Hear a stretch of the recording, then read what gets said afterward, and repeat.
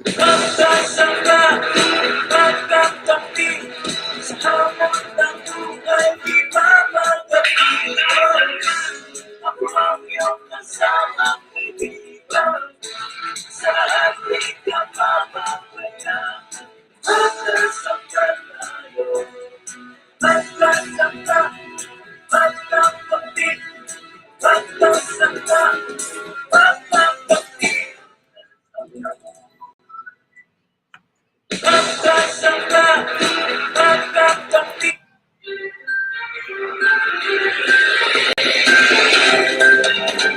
MSB, Kape at Balita sa Umaga.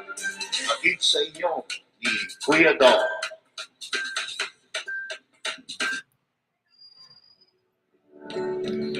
Ang programang ito ay hatid sa inyo ng Equilibrium Probiotics. Ito ay ang bagong food supplement na gawa sa mga piling gulay at prutas at dumaan sa isang masusing proseso para mapangalagaan ang inyong kalusugan.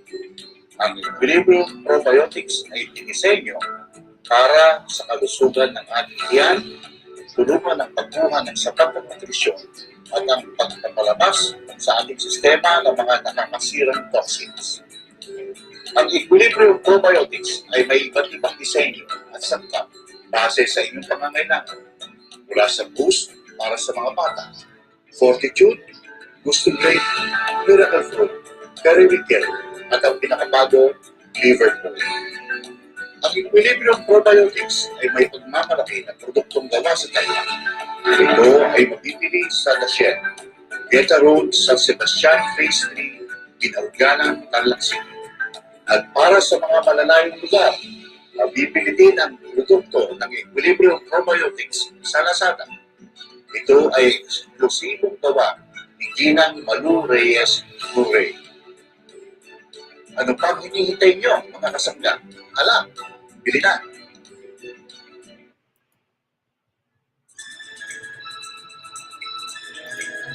Magandang umaga po mga kasangga, mga kakampi.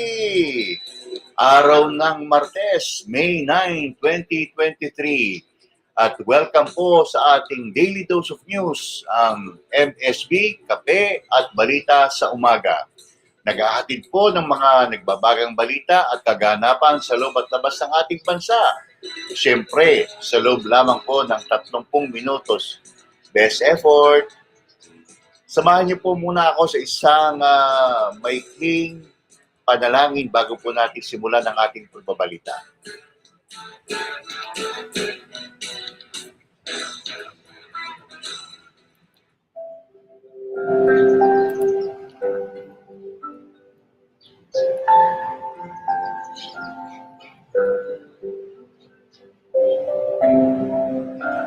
Sa ngalan ng Ama at ng Anak at ng Espiritu Santo. Amen. Mahal naming lumikha, maraming salamat sa bagong araw na ipinagkaloob ninyo sa amin. Sa mapayapang gabing lumipas at sa patuloy na pagbuhos ng iyong mga biyaya sa amin at sa aming bayan. Naway ipagkaloob mo pa sa amin ang lakas at tibay ng loob upang mapaglabanan ang kasamaan at manatili po kami sa paggawa ng mabuti sa kapwa at pagsunod sa inyong itinurong tamang landas. Lahat ng gawain namin, inaalay namin sa iyong anak na si Jesus, na aming Panginoon. Amen. Sa ngalan ng Ama at ng Anak ng Espiritu Santo. Amen.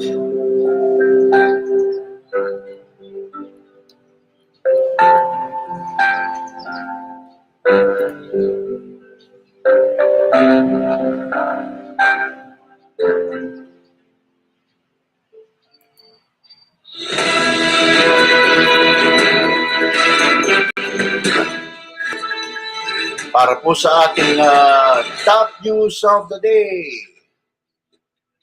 Ang ating pong pagbabalita ngayon courtesy of Philippine Star.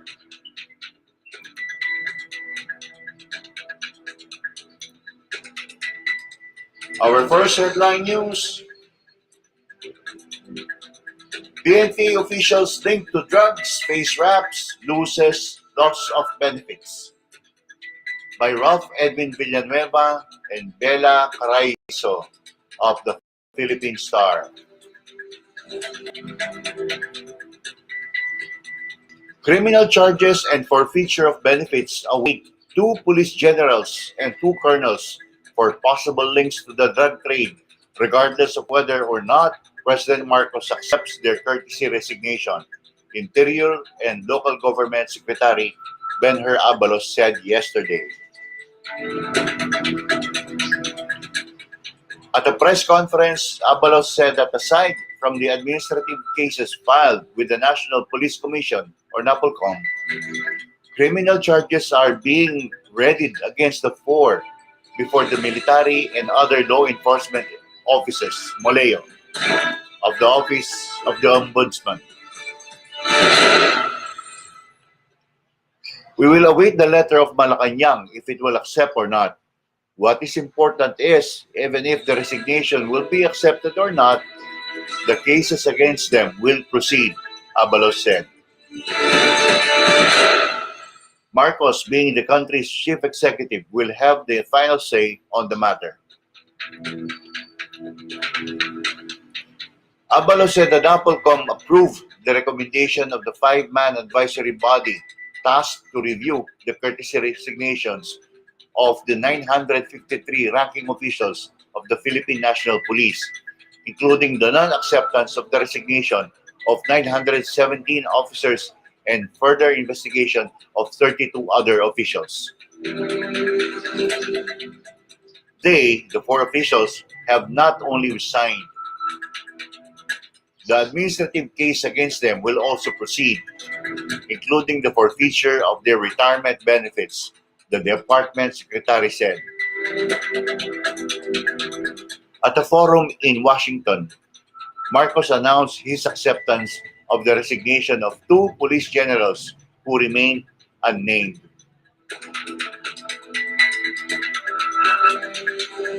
We just finished the deliberation on the resolution against the two colonels. They were charged and there will be a hearing for at least 2 or 3 weeks to make sure that once the president accepts their resignation, the cases against them will proceed, including the criminal aspect at the Moleo, Abalos added. He promised to divulge the identities of the four police officials once appropriate criminal cases are filed against them before the Ombudsman. For his part, NAPOLCOM Vice Chairman Alberto Bernardo confirmed that the four officials were part of the PNP Drug Enforcement Group. PNP Chief Benjamin Acorda Jr. said the four officials were already on floating status. On the other hand, Abalos said the review of the courtesy resignations of 32 other ranking officials is ongoing. The investigation against the 32 officials will continue.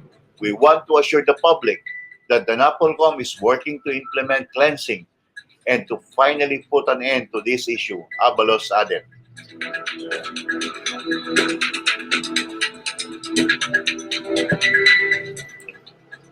Comprising the 5-member advisory panel were former PNP Chief Rodolfo Azurin, Baguio City Mayor Benjamin Magalong, ex-Defense Secretary Gilbert Teodoro, retired Police General Isagani Neres, and former Court of Appeals Associate Justice Melchor Sadang. Audit. Abalos, meanwhile, also revealed he has ordered an audit on the performance of the local anti-drug and abuse councils, or ADACs, in support of the administration's campaign against illegal drugs. The war on drugs is everyone's business. This is not only a fight of the DILG, the National Police, the Philippine National Police, the Philippine Drug Enforcement Agency. This is a fight of everybody. That is why we need to make sure that the local government units are with us in this campaign, Abalos said.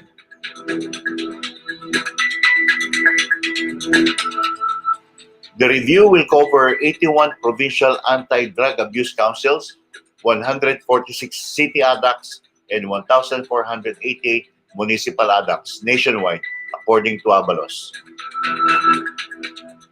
For evaluation are ADAC's allocation of funds for the implementation of anti-drug activities as indicated in the Peace and Order and Public Safety Plan. Implementation of plans and programs and support for ADACs in component local government units and innovation. He said ADACs are important in the whole of nation approach to stamping out the drug problem being implemented by the DILG through the Buhay Ingatan Droge Ayawan, Droge Ayawan, or BIDA program. Abalos said one of the mandates of ADACs is the establishment of community-based drug rehabilitation program for reforming drug users. The role of the anti-drug abuse councils and LGUs does not end in rehabilitation. We need to make sure that they become productive part of the society once they leave the rehabilitation centers through the skills training activities and reintegration programs, Abalos added. At the same time, he reminded local officials of their role in drug clearing operations in their respective areas. We need to continue the campaign against supply and demand reduction. We need to strengthen the police's anti-drug operations and address the root problem of drugs, like education campaigns and awareness, poverty, and unhealthy lifestyle, he said. Stricter vetting. Amid the latest controversy involving ranking police officers, Acorda said there will be stricter vetting processes for personnel of the PDEG. The anti-illegal drug campaign shall be done by ensuring the proper vetting of PDEG and DEU personnel to make sure that only those who have successfully undergone an honest vetting process will be assigned with anti-illegal drugs units, Acorda said. Press for more details regarding the stricter vetting process for PDEG officers and personnel.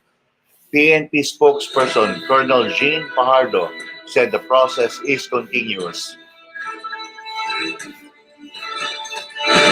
The only difference now is that we will be stricter and we are reiterating our policy now, she said in Filipino.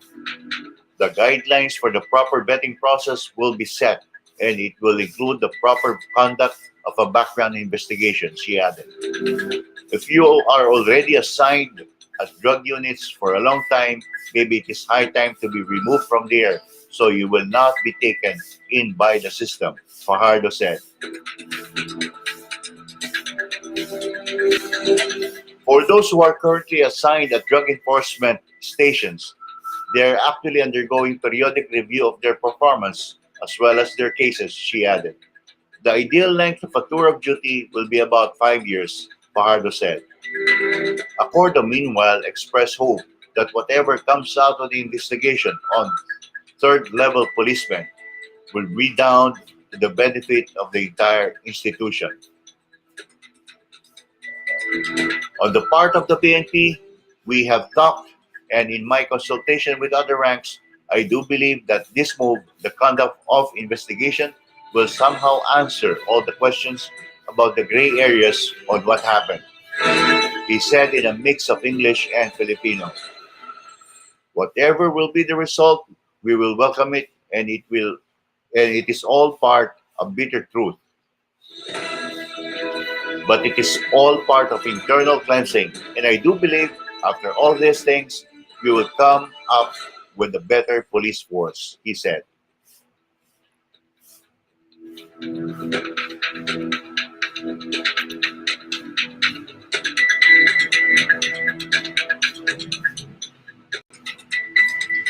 On to our global headline.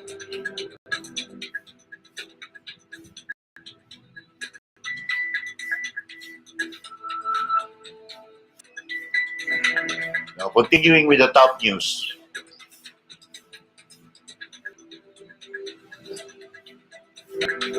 SWS, 51% of families feel poor. Report from Philippine Star by Pia Lee Brago of the Philippine Star. Manila, Philippines. 51% of Filipino families consider themselves poor, according to a recent social weather station survey. The nationwide survey, conducted among 1,200 adults from March 26 to March 29, revealed that 51% of Filipino families rate themselves as mahirap or poor. 31% rated themselves as borderline by placing themselves in a horizontal line dividing poor and not poor, while 19% rated themselves as hindi mahirap or not poor. This is similar to the survey conducted in December 2022, when poor families were at 51%, borderline families at 31%, and not poor families at 19%, SWS said. It noted that the estimated number of self-rated poor families was at 14 million last March, rising from the 12.9 million in December last year. Self-rated poor rose in Metro Manila from 32% to 40% and from 58 to 65% in the Visayas. However, it fell in Balance Luzon from 49% to 43%, while it was statistically steady in Mindanao, moving from 59% to 62%, the polling agency said. Borderline respondents did not statistically change in Metro Manila from 29% to 26%. In Balance Luzon, from 30% to 32%, and in Mindanao, from 30% to 33%, but fell in the Visayas from 34% to 26%. Filipinos who consider themselves not poor rose in Balance Luzon from 20% to 25%, but fell in Metro Manila from 39% to 33%, and in Mindanao from 11% to 6%. It did not change in the Visayas at 9%. The minimum monthly budget that self-rated poor families said they need for home expenses to not consider themselves poor has remained sluggish for several years despite considerable inflation. This indicates that poor families have been lowering their living standards. Example, belt tightening, SWS said. The average poor families lack about half of what they need to not consider themselves poor. Of the families who rated themselves poor, 6.5% are considered newly poor, as they were not poor 1 to 4 years ago. Another 6.7% were non-poor 5 or more years ago, and 37.9% were considered always poor.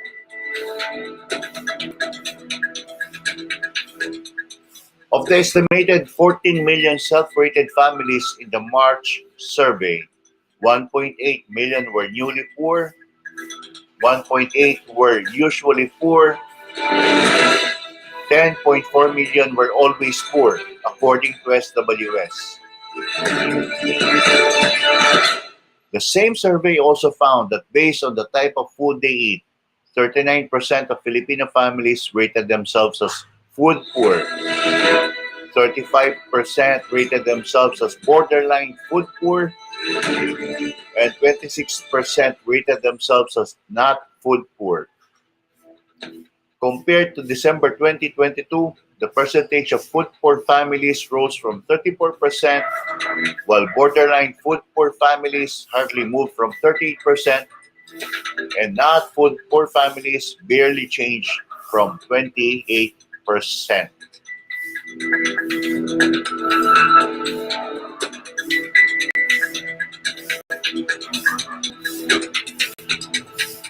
Continuing with the headline news,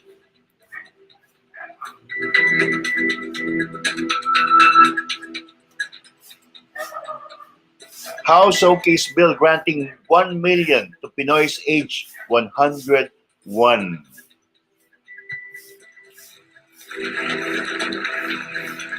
Report by Sheila Crisostomo of the Philippine Star.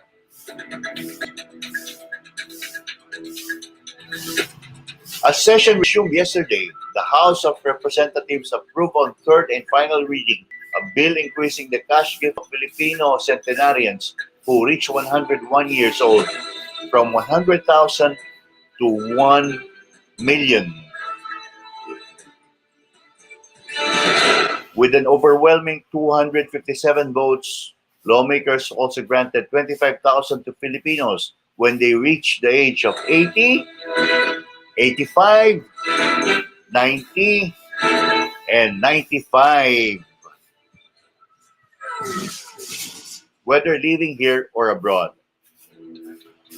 House Bill 7535 provides that all of these elderly shall receive a letter of felicitation from the President of the Philippines. Speaker Martin Romualdez said with this legislation, the House would like to honor our countrymen for their years of service to the country and for their discipline in ensuring that they live a long, healthy, and fruitful life. Of course, we also want our octogenarians and nonagenarians to enjoy this benefit while they still can without having to wait until 101 years old. So we also provided a cash gift for them, he noted. The bill mandates the National Commission of Senior Citizens to implement the measure once passed into law. In pushing for the bill's approval, Senior Citizens Party List Rep. Rodolfo Ordonez underscored earlier that only 1,000 senior citizens among the 12 million avail of the 100,000 centenarian cash grant. Ordonez added that widening the coverage of the cash grant would not only help them and their families financially, but will also boost the elderly's morale. Records from the Department of Social Welfare and Development showed there are 662 centenarian Filipinos in the country. Aside from Ordonez, the other principal authors of the measure are Representatives Jude Asidre, Sunny Lagon, Daphne Lagon, Brian Yamsuan, P.M. Vargas, Toby Tiangco, Salvador Plato, Roy Loyola, El Rey Villafuerte, Loreto Amante, Jam Baronda, Eric Yap, Ed Vic Yap, Paulo Duterte, Mix Nograles, Lani Mercado Revilla, and Gus Tambunting. Athletes. Administration lawmakers have filed a bill in the House of Representatives that will provide for the granting of retirement, healthcare, and death benefits to professional Filipino athletes who bag championships in international sports competitions. House Bill 5161, authored by Reps. Paulo Duterte of Davao, Eric Goyap of Benguet, and Ed Vic Yap, CIS party list, proposes benefits to athletes as a way of recognizing the glory and honor that Filipino world sports champions have brought to the country. Professional Filipino athletes eligible for the benefits under the bill refer to those who win world championship titles in international professional sports competitions or in other equally prestigious world championship games. At the same time, HB 5161 also provides for the creation of a professional Filipino Athletes Welfare Development Trust Fund to be administered by the Games and Amusements Board. The fund shall be used for the continued upgrading of sports training facilities so that these conform with the international standards. It shall also be used for the accreditation of and other forms of support to the professional athletes sector. Professional athletes who win in individual events in international sports competitions shall receive a lifetime monthly pension of at least 15,000 by the time they reach the age of 50. For winners in team events, the bill provides for a lifetime monthly pension of at least 10,000 pesos. The retirement benefits for individual events shall apply to athletes who emerge as champions in both individual and team efforts. The bill likewise states, before all their triumphs, athletes go through extreme lengths and dedicate most of their years in training to be the best at what they do. They train under high expectations and high intensity environments, which make them more vulnerable to exhaustion, burnout, physical injuries, and psychological distress, the bill's authors said. It is high time that we support our athletes, not just at the podium, but even beyond all their glory, they added. They cited the case of the late Filipino sports icon Lydia de Vega Mercado, who was recognized as Asia's Spring Queen of the 1980s and was a multiple gold medalist in the Asian Games, Asian Athletic Championships, and Southeast Asian Games. Before she passed away in August 2022 following a long battle with breast cancer, the Vegas family called for prayers and financial help from the public to aid them in shouldering her medical treatment, as they were not aware of any fund or assistance available for Filipino athletes to turn to during times of extreme need. To help ailing professional Filipino sports champions, healthcare benefits under HB 5161 include the standard benefits provided by the Philippine Health Insurance Corporation, or PhilHealth, and the financial aid provided by the Philippine Charity Sweepstakes Office, or PCSO. Under the measure, hospital expenses incurred by the athlete in excess of the PhilHealth benefit shall be shouldered by the PCSO under its Individual Medical Assistance Program. The bill also provides a death benefit of 50,000 to the primary or secondary beneficiaries of deceased sports champions to help cover funeral costs and other related expenses. A report by Delon Porcalia.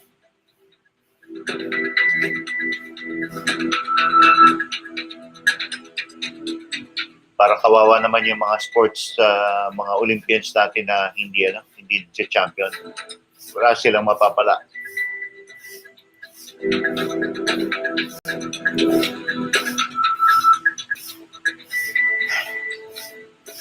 On to our global headline news.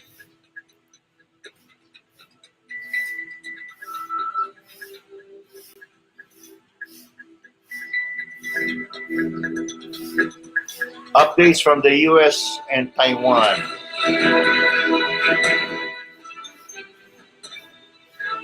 Taiwan is expecting a fast-track $500 million weapons package from this year to make up for delays in arms procurements, the island's defense minister says. The self-ruled democratic island lives under constant threat of an invasion by China, which claims Taiwan as part of its territory to be seized one day by force if necessary.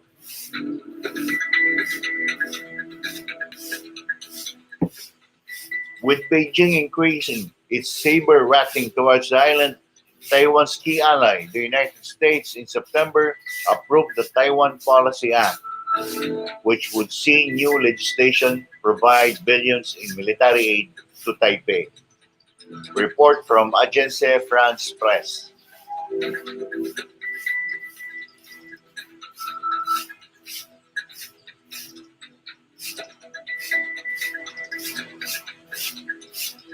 Next in the global news,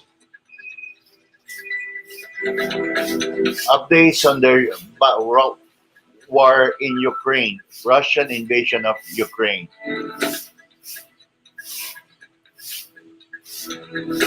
President Vladimir Zelensky has vowed that Russian forces would be defeated in Ukraine, like Nazi Germany was beaten in World War II, commemorating Victory in Europe Day. All the old evil that modern Russia is bringing back will be defeated, just as Nazism was defeated, Zelensky said in a video statement standing in front of a war memorial. Just as we destroyed evil together then, we are destroying a similar evil together now, he added. News from Agence France Presse.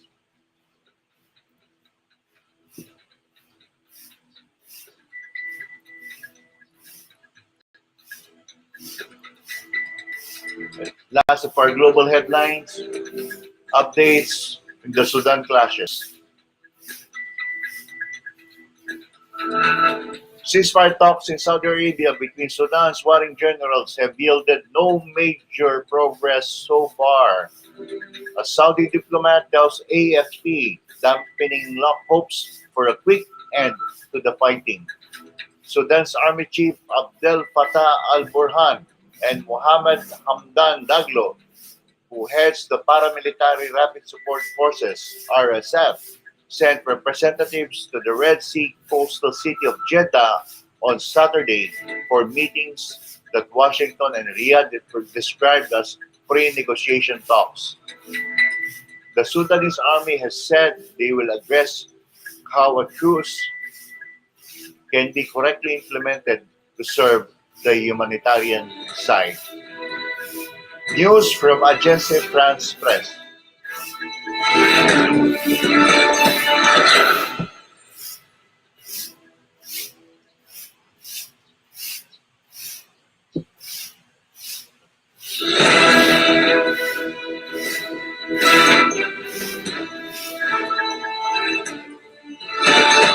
Moving on to regional updates.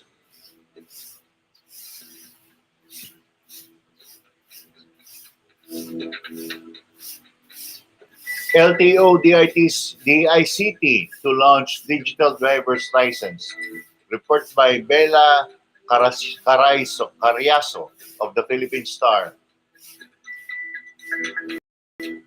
The Land Transportation Office will tap the services of the Department of Information and Communications Technology in launching an electronic version of the driver's license as part of the agency's effort to digitalize its services. LTO Chief J.R. Tugade announced yesterday. Tugade said that the digital license will serve as an alternative to the physical driver's license card, which will be integrated into super app being developed by the DICT. The advantage of the digital license is that motorists can present it to law enforcement officers during apprehension. It is equivalent to the physical driver's license, Tugade said. We appreciate the way the super app functions similarly to a wallet, containing all government identification cards, among other things, within your mobile device, he added. He said that digital licensing aims to replace the old official receipt as a temporary driver's license currently printed on paper. According to Tugade, the public will be able to utilize the digital license for various transactions with the LTO, including license and registration renewals, as well as online payments. He said the security features of the driver's license would be integrated into the digital version. Simplifying and digitalizing more services will aid the LTO in eradicating corruption, Tugade said.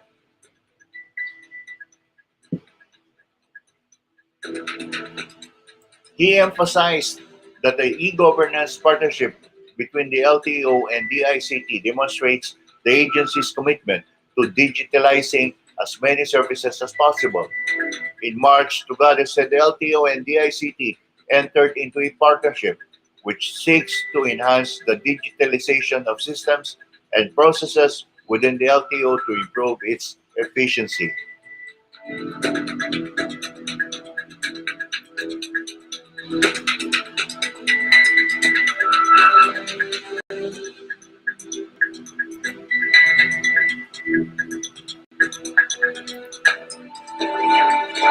Continuing with the regional updates,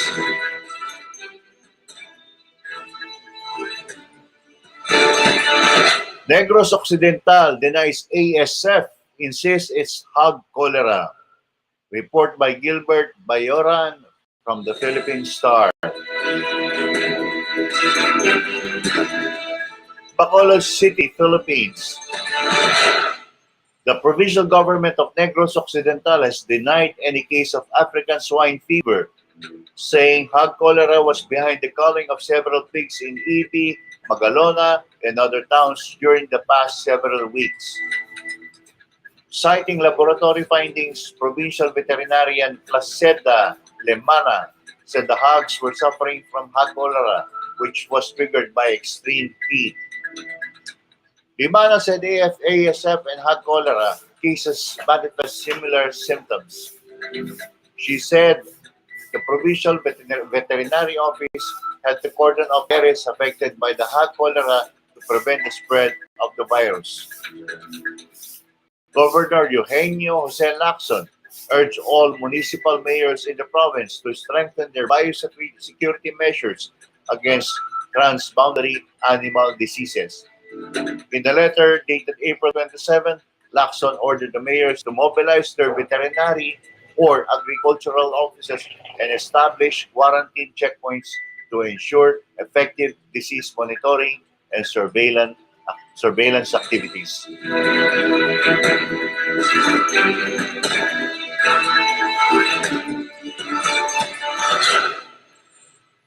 Moving on to sports.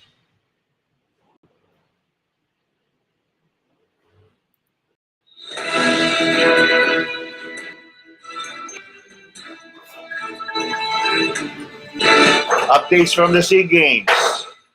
Yulo retains SEA Games all-around gymnastics crown. Report by Phil Star. Phnom Penh. Carlos Yulo handily kept his individual all-around title and anchored the national men's gymnastics squad to another runner-up finish Monday in the 32nd Southeast Asian Games here.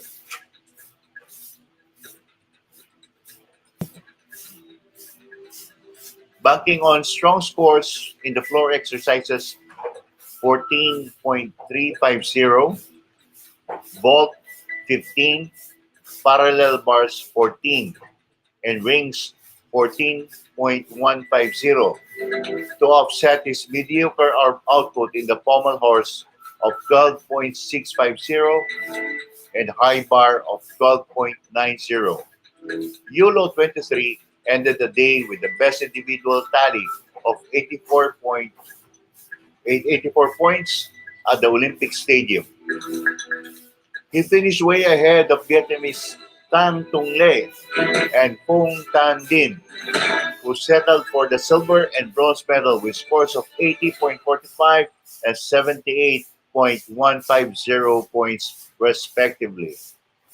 Earlier in the day, Fernando Casares kept his men's triathlon title while Kim Mangrobang filled in her bid for a fourth straight gold medal in women's triathlon.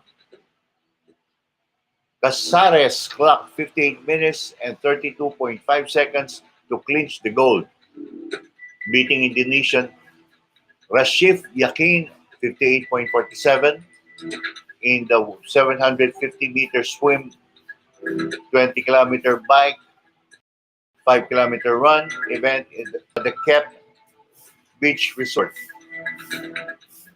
Andrew Kim Remolino finished third in 59.53 for the bronze, the Cebuano's second medal after a silver medal finish in the men's aquathlon last Saturday.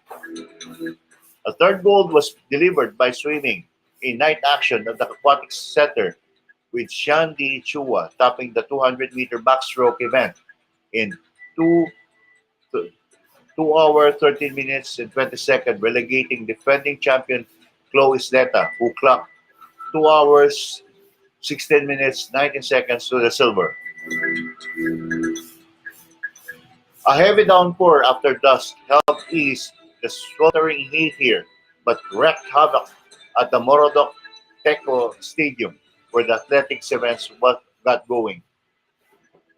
Rains flooded areas outside the stadium and forced officials to halt action on the field, where world number 3 pole vaulter E.J. Obiena was bidding to annex another gold medal. The measly 3 gold haul improved the country's total to 17, counting the gold medal won by the Esports League of Valencia, Justin Tan, Aaron Dingay, Golden Heart Dahao, Rainiel Angara, and Gerald de Vera Velasco late last Sunday. As of 8:30 p.m., Filipino athletes backed by the Philippine Sports Commission, Philippine Olympics Committee, also had 23 silver medals and 24 bronze medals, good for fourth overall. First-time host Cambodia continued to show the way, followed by Thailand and Vietnam. Ang Robang, who retained her duathlon title last Sunday, clocked 1 hour, 7 minutes, 24 seconds to finish second behind Cambodian naturalized entry Margot Garabedian, who clocked 1 hour, 5 minutes, and 32.2 seconds. Garabedian is a former French triathlete currently ranked 190th in the world. Carrying the team on his shoulder, Yulo lifted the Pinoy bets to the silver with a combined tally of 302 and 0.5 points. Juan Miguel Besana with 73.7. John Guin Timbang with 71.9. John Ivan Cruz with 62.05. And Justin Ace De Leon with 60.25, contributing to the squad's output. Yulo joined Mangrobang, who ruled the women's duathlon and settled for second in the women's triathlon Monday as the country's first athletes with more than 2 medals. Yulo was overjoyed by his gold and silver medal production because he just had 2 weeks to prepare for his routine here. I managed to do it, and I'm so grateful, he said. Yulo can add more to his collection, according to Gymnastics Secretary General Rowena Bautista, the national team manager, who said the national coaching staff will decide in which 2 apparatus events the athlete will see action in. The apparatus finals in floor exercise, pommel horse, and rings begin at 2 p.m., 3 p.m. in Manila Tuesday. A day after the Pinoy 3x3 players were shut out of the gold, Gilas Pilipinas starts its bid towards redemption Tuesday, taking in Malaysia at 1 p.m. here, in what could be the start of an arduous task to make up for a sorry silver finish in the Vietnam Games last year. In women's football, the World Cup-bound Filipinas face a must-win situation against defending champion Vietnam to punch a ticket for the semifinals and gain a chance to surpass their bronze medal finish in Vietnam last year. Over at the Garden City's tough layout, Paulo Wong carded the 70 and finished just a stroke behind Can Hong Le of Vietnam and Malcolm Hung of Malaysia after the first round of the men's golf tournament. But Rian Maliksi struggled with a 74 and found herself tied for joint ninth with teammates Luis K. Go, 7 strokes, and behind Malaysian Nang Jin Suen in women's golf.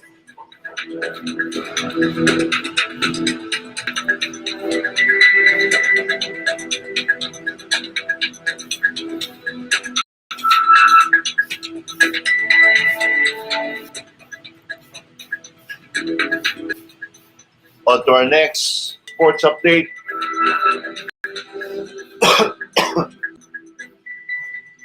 Lady Bulldogs Babawi. Report by Chris Co. For Pangmasa.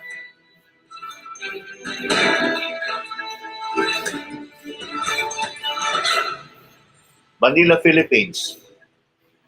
Ibubusan ng defending champion National University ang buong lakas nito para mapataob ang De La Salle University sa Game 2 at may pwersa na ang do or die sa UAAP Season 85 Women's Volleyball Best of 3 Championship Series. Nakuha ng Lady Spikers ang Game 1, ngunit dumaan muna ito sa butas ng karayon bago kubrahin ang pahirapang 18-25, 25-22, 22-25, 25-21 at 15-13 decision kontra sa Lady Bulldogs kamakalawa sa Smart Araneta Coliseum. Sa fifth set, tinamaan pa ng dagok ang NU matapos magtamo ng injury si starting middle blocker Sheena Toring. Maayos naman ang kalagayan ni Toring base sa assessment ng kanilang physical therapies. Subalit wala pang linaw kung makakalaro ito sa Game 2. Gayunpaman, iisang nasa isip ng Lady Bulldogs. Hindi pa tapos ang laban.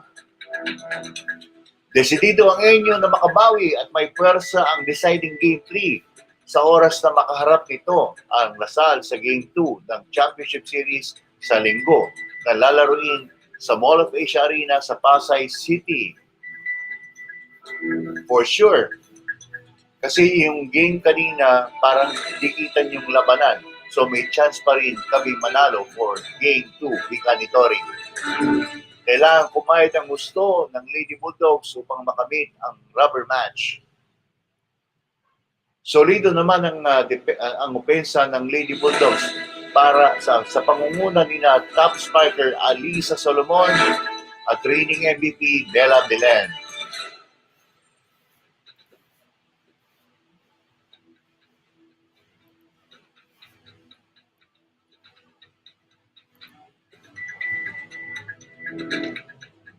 And the last of our news roundup in sports, 76ers Suns tabla sa 2-2. Filipino star ngayon. Philadelphia.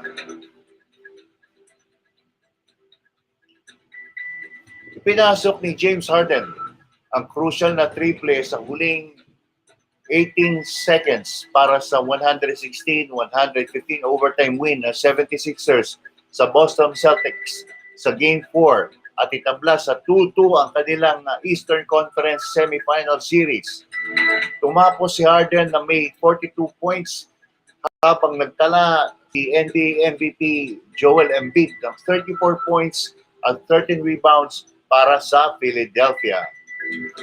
Inialay ni Harden ang panalo para kay John Howe, isang paralyzed Michigan State shooting survivor na naging long-distance friend ng 10-time All-Star. Kumulekta si Jason Tatum ng 24 points, 18 rebounds, 6 assists at 4 blocks para sa Boston. Pinagdalawahan ni na Brown at Al Horford si Embiid sa pagkasalaksak nito sa gitna kung saan nalibre si Harden sa gilid at nagresulta sa kanyang triple para sa panalo ng 76ers. Hindi naman umabot sa final buzzer ang naipasok na tres ni Smart sa panik ng Celtics. Sa Phoenix, sumataw sina Devin Booker at Kevin Durant ng 36 points para akayin ang Suns sa 129-124 paglusot sa Denver Nuggets sa Game 4 at itabla sa 2-2 ang kanilang Western Conference Semis Showdown. Nagposte si Booker ng playoff career high na 12 assists para sa Phoenix na nakahugot kay Landry Shamet ng 19 markers mula sa 5 of 8 shooting sa 3-point range.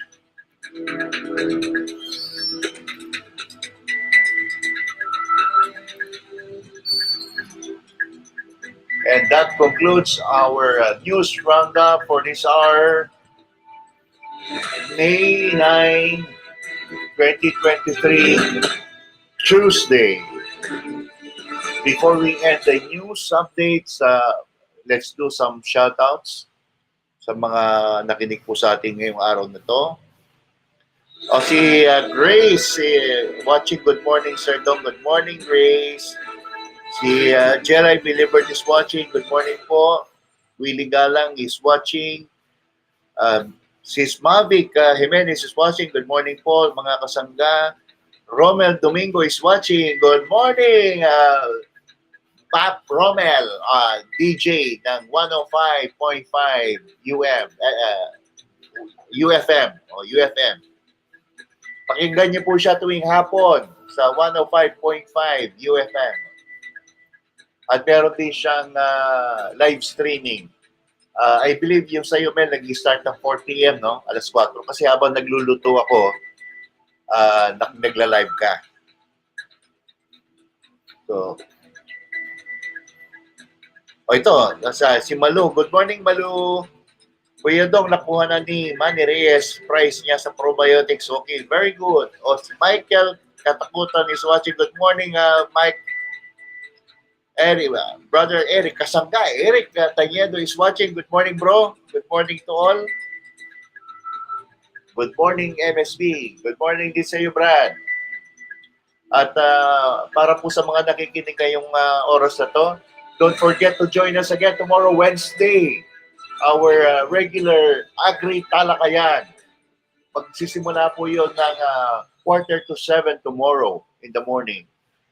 Join us as we tackle issues, problems, concerns, good news about agricultural practices. So I hope to see all of you. I hope to see all of you tomorrow again. Mag-invite po kayo, no? Mag-imbita pa po kayo ng mga makikinig at manonood sa ating bukas. Marami po kaming sa inyo na napakaganda. I'm sure lalong-lalo na mga plantitos, plantitas, magugustuhan po niyo yung topic tomorrow. So I hope to see you all tomorrow, mga kasangga, kakampi, kaibigan, kasama.